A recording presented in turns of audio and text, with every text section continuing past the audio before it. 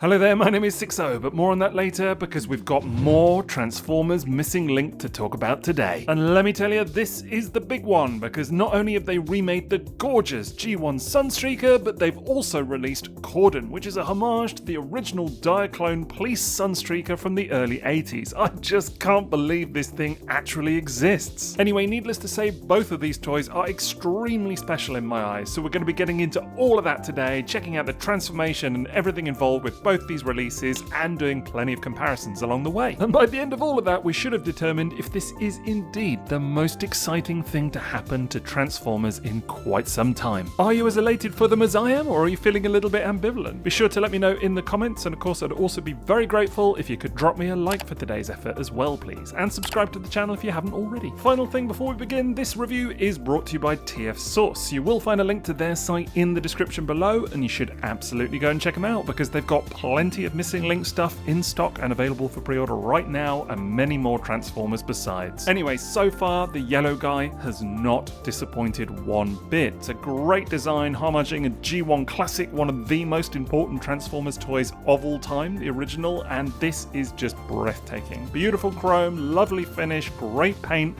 It's everything I could have wished that it would be. And no doubt a large part of the appeal is the overall package on offer here, because everything from the box to the presentation is just flawless. I mean, look at that box art for starters. In many ways though, it's Cordon's box which is the more significant, because we've never actually had this original Diaclone police Countach released in Transformers packaging before. I mean, this is some real holy grail stuff going on here today. I've looked at so many Diaclone police Countachs over the years. I actually can't believe this is real. I mean, just check that out for some beautiful presentation, right? The toy looks immaculate. You've got the little Diaclone style pilot there as well, which we'll talk about. All of the accessories, you've got missiles on the sprue. This is just breathtaking. We've also got a little baggie with instructions and other bits and bobs in here, so let's see what we got. So first things first, there is a little character card, not something I need, but it's there if you want it. And you get a classic tech spec decoder for helping to read his stats on the back of the box. And then as well as the instructions, you get a very nice little catalog, which I'm going to have great fun poring over, even though I don't actually read Japanese. Then, although most of the classic sticker detail is painted on the new toys and molded and everything, you get two optional sticker sheets included as well. One for Cordon, one for Sunstreaker, with some surprising details in there. Really though, I'm most excited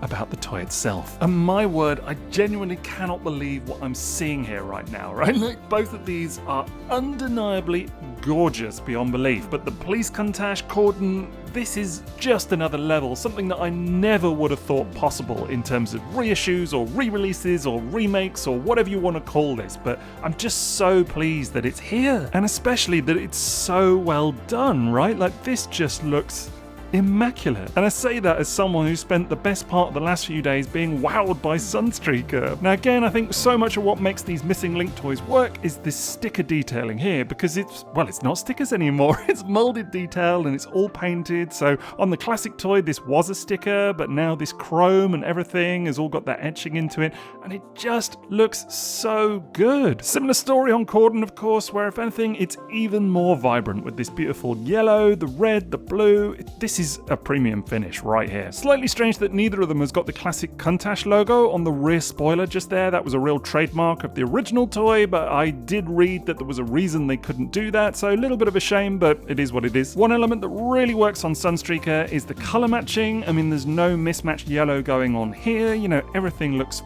flawless, honestly, and the paint around these windows and everything is just seamless as well. You've got really nice little shiny Autobot logos. There is supposed to be two, you know, that is based on the classic sticker sheet. Very strange, but there you go. Similar story on Cordon. Of course, you've got the little police decal just there. You've got the lights up top there as well with a bit of translucent plastic, and the white is really nicely kind of opaque as well. Doesn't look see-through at all, so that's really good. Of course, here you've got the police department kanji down the side as well, and both releases have got rubber tires with little chrome hubs, so just beautiful again. Likewise, Sunstreaker has the little CR logo here, which stands for Car Robots, based on the original Diaclone line before it was even a Transformers toy. It's just weird because they kept the stickers as a carryover to Transformers on that original toy, even though it wasn't really relevant anymore. And of course, here you've got the rub sign as well, which, as you can see, is very hot today, so it's already kind of activated, but that's so much fun. One thing I love that they did for Cordon was not put any Autobot logos anywhere on the top of the car, right? Because you can still pretend it's a Diaclone thing if indeed you want to, so it's sort of uninterrupted, but there is one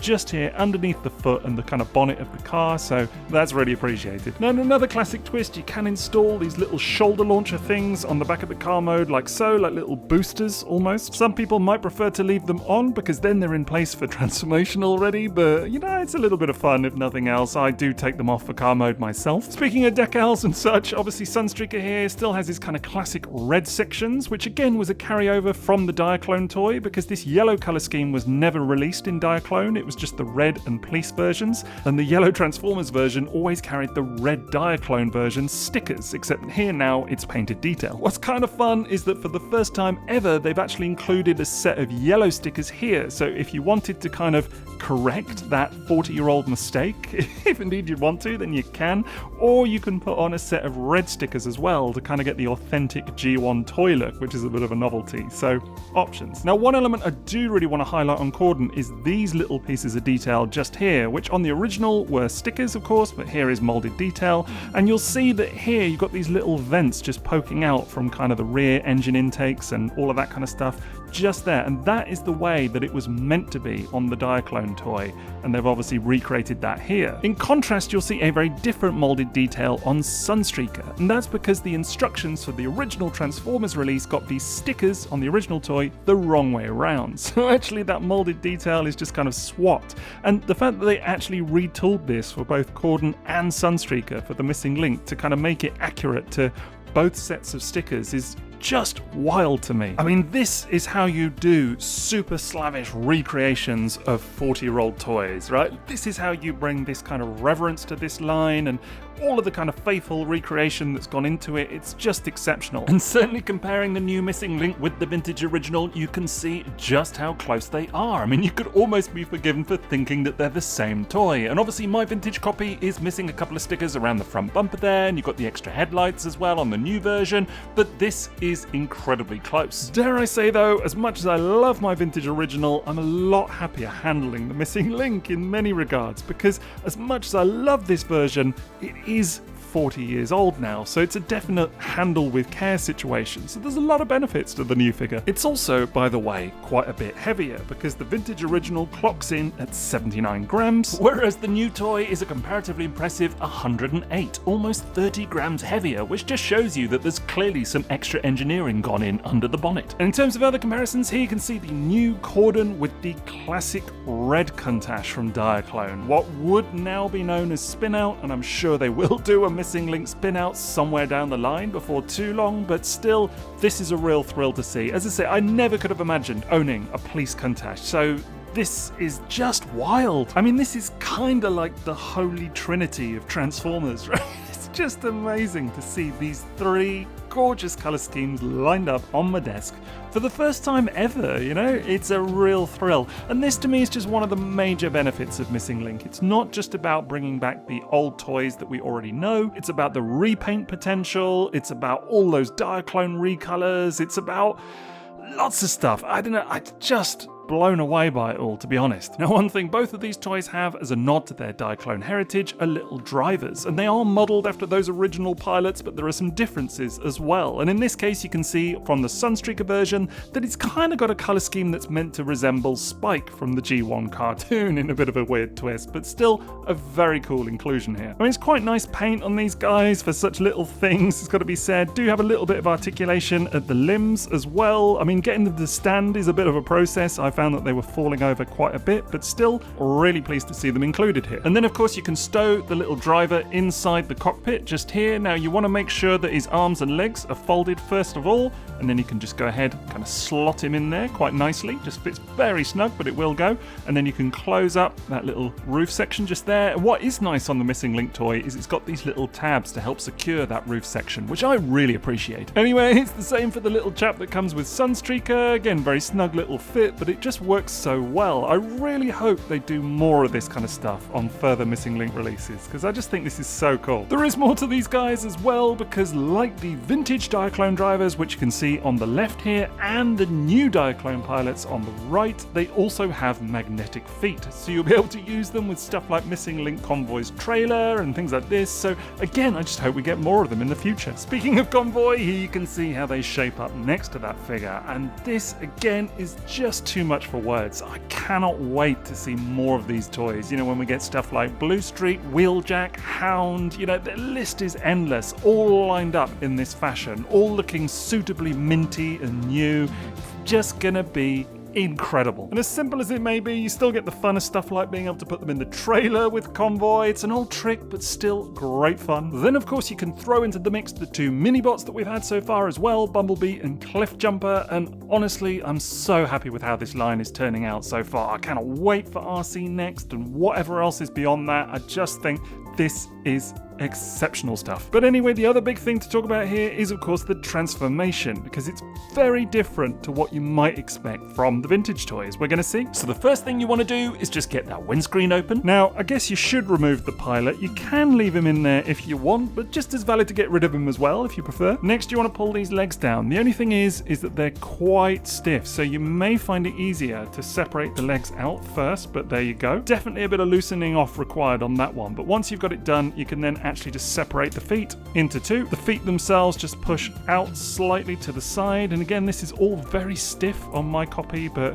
then just kind of ratchet up like that. Then you want to detach this back plate and just fold that down, and then you've got both his arms here in different orientations, so you just want to take those, kind of untab them and fold them out to the sides. Of course, then it's just a question of getting the arms orientated. And for me, the main difference with how these new guys transform versus the vintage originals is in this whole kind of chest and headpiece just here, because there is a bit of a knack to it, and a lot of that is to do with this peg just here and making sure that actually that just kind of is raised up slightly first, which sort of gives you enough clearance to just kind of fold everything round like so. You then need to take that seat section and just fold that back and kind of roll it so it just goes behind the chest just there. Again, then it's really about this rear tab just here more than anything, because you just kind of want to concertina that down and snap that into place just like so, and then everything is sort of orientated how it should be. Then you can just go ahead and close up the chest and just tab that into place. Fold up that backpack section, just tab that in at the sides. Next, you want to deal with the hands, and again, this is a real difference to the classic toy, because of course that toy just had hands that you had to peg in,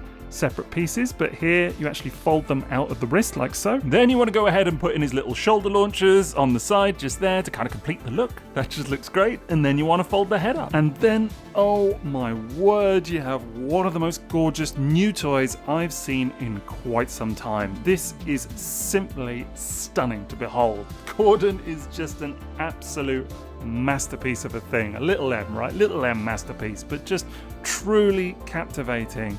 I genuinely cannot believe what I'm witnessing right here. And to be fair, it's not like Sunstreaker is any kind of slouch either. There's just something about Cordon that maybe makes it that little bit extra special, you know? But both of these toys, undeniably beautiful, just absolutely in awe of them. This is everything that I want Transformers to be doing right now, and they're actually doing it. You know, it's just like a total dream come true. I mean, yes, no doubt they have long arms and short legs and big feet and a weird-sized head, and, you know, it's all kind of going off. And actually, in a weird way, the articulation kind of compounds those strange proportions as well. Like, it makes it more obvious. So I can totally sympathize with people that are maybe experiencing the classic Sunstreaker design for the first time with the Missing Link, because I think it'll be a really strange experience. But if you grew up with this toy or you're familiar with the G1 Sunstreaker mold, this is just such a fun experience. And all credit to them, they've definitely done that original mold justice. I mean, the face sculpt is absolutely spot on. You could honestly think that this was the vintage toy, as I say, if you kind of ram it into a stoic pose. And the face is,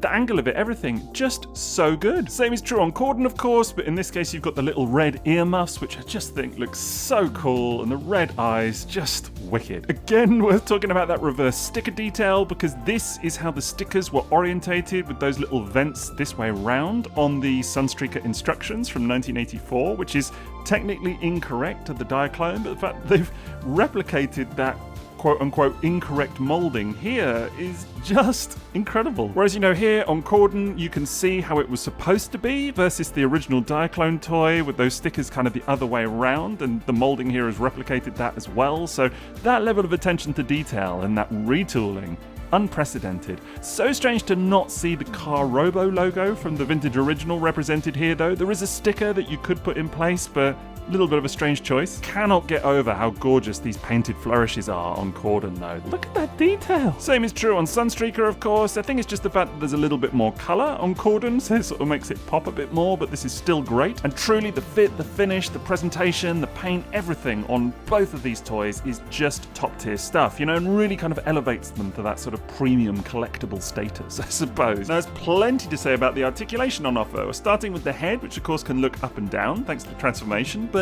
in a real weird break from the vintage design, it can actually move from side to side, which is so strange. I genuinely didn't think it was going to go the first time I tried it. I was like, is this actually going to move? You know, and it does. It's just so weird. I really like how they've interpreted the shoulders for this design, because first of all, because they can move back and forth like so, which is different to the vintage. They could never do that before. But then there's this separate joint just there as well, so you can bring the shoulders slightly up at this separate point, and that just adds so much range. And then of course they will go back and forth as well. Now in the arms themselves, there is a little bicep swivel, and then you will get a 90-degree bend at the elbow. The tire gets in the way slightly, but you can still do it, so no problems there. And then there is a wrist swivel, and indeed for the stock hands, there's a little bit of articulation in the fingers, which is strange to see. Now there's no kind of waist swivel or anything like this. I think that would be a little bit unexpected, but the hips do move, and you can see it's actually this joint just under there that helps the hips to move, so that is so strange. Just really weird, but works so well. Very elegant. You've then got rotation in the thigh, which is a little bit stiff, actually, I gotta say. Similar to Optimus, you know, it just kind of feels like it's got a bit of stiffness to it, but it will work. And then there's tons of articulation in the knee because they're double jointed, so they will come all the way back. You've then got little ratchets in the feet, which is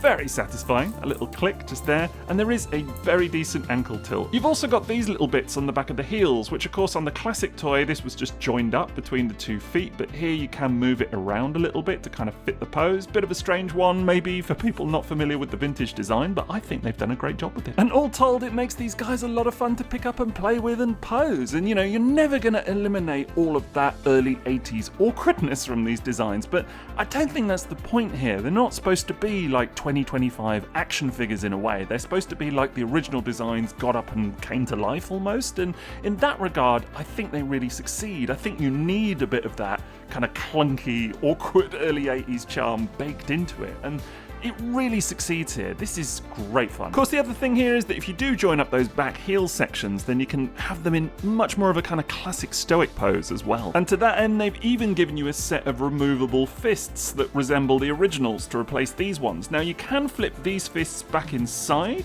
the wrist, or these just untab as well, which is really quite interesting. And then you can bring in the kind of classic fists, which just slot back into their place. And these, as I say, they resemble the vintage toy much, much more. On the originals, these would have been launchers, and you kind of press the little button here to have these fire out, kind of spring-loaded. That's not a thing here. These buttons don't activate anything, but still, I really love that they included the fists for that vintage look. And I love that you can do this, right? Like, as someone that's always wanted that Police Countach, that original Diaclone toy, and, you know, having the spin-out, the red one, this is everything. Just the fact that you can get the missing link, and I know it's not the same thing, but that it can kind of fill in for it a little bit on the shelf and kind of take its place. I mean, that's a lot of money saved if nothing else, right? So just overjoyed with how this looks, honestly. Dream come true, as I say. Likewise with Sunstreaker, you know, it's great to have a sort of upgraded copy of the original toy in many ways. I mean, yes, it is a different toy, and it's obviously got a lot of embellishments, and some may say enhancements in many ways, but still it's the same kind of core design, if that makes sense. So, and it is nice to have one that feels like it's not going to creak or get damaged when you're handling it. You know, I love my vintage original and I have no plans of moving it on, but still I do worry a little bit every time I pick it up. And just generally, it feels a lot better as well. The general feeling of tightness, the joints are tighter, everything's just better in so many ways. You know, I'm not just talking about the articulation. I think perhaps the one real advantage that the original still has is that it is more fun to transform. You know, there's a little bit of added complexity and fiddliness with the missing link that just makes it not quite the same straightforward experience. It's still fun, it's just different, you know?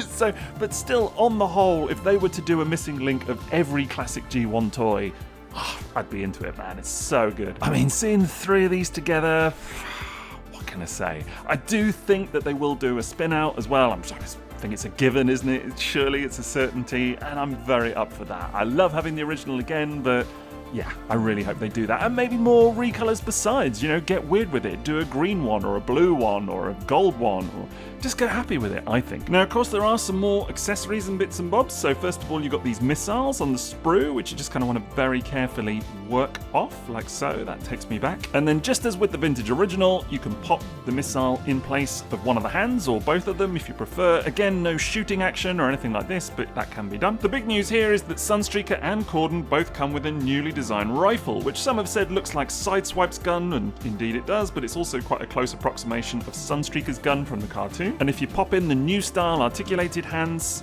then that can just go in there like so. Alternatively, you can recreate another feature of the vintage original toy, which is by using those shoulder pylons as kind of little rockets that can also go in the wrists. That was a feature that the original toy had, and you can do that here. And that looks really cool. I mean, fun fact, many of us believe that this is where Sideswipe's pile drivers came from, because there's a kind of running theory that the tech specs for Sunstreaker and Sideswipe were switched at some point or kind of got confused, and the reference to pile drivers in Sideswipe's tech specs were actually a reference to this on the original kind of Sunstreaker toy, and then of course it got made into the cartoon for Sideswipe and has become a whole thing for that character, but I do think this is where it originated. And as I mentioned earlier, another cool element is that you can still have the little Diaclone pilot sitting in the chest there. He's just facing down, so a little bit strange, but he will still fit in there, and you can just kind of close it up and sit nicely in there, so that's something a little bit fun. Anyway, I adore how these two look with the weapons in place. That shiny chrome is so premium, early 1980s, just gorgeous. The new guns look fantastic. I'm in awe of these two, right? Like, I know that I'm going on and on about how great they are, but just look at it. Just look at them. This is peak Transformers for me at the moment. Just everything I could have wanted. And you know, even in just the little lineup that we've had so far with Convoy and the various repaints and the mini-bots, this has just been a true pleasure. I mean, some will know that I had a couple of grumbles about the mini-bots, you know, Bumblebee and Cliff Jumper. I think they're great, but just a couple of little grumbles, which I did talk about in my video, but I think that Cordon and Sunstreaker are absolutely on fine form. Just top tier stuff. I know I keep saying it, I'm probably repeating myself 1,000 times over at this point, but truly a golden age for classic Transformers collectors. I think what's also notable here is that as excited as I am about some of the kind of more classic colours of these toys, it's the repaints that have really got my attention here. You know, stuff like Sentinel Prime, which is just so weird and wonderful, and Cordon, you know, Diaclone original, the prototype colours RC that's coming up. I want more of that. So, as I say, go happy with this stuff. Just get weird with it, man, and just give us all of those glorious repaints, because I love it. For today, though, what else is there to say? I've told you that these things are wonderful like 100 times now. I'm not going to repeat myself again. You heard me say it. It's an undeniable toot.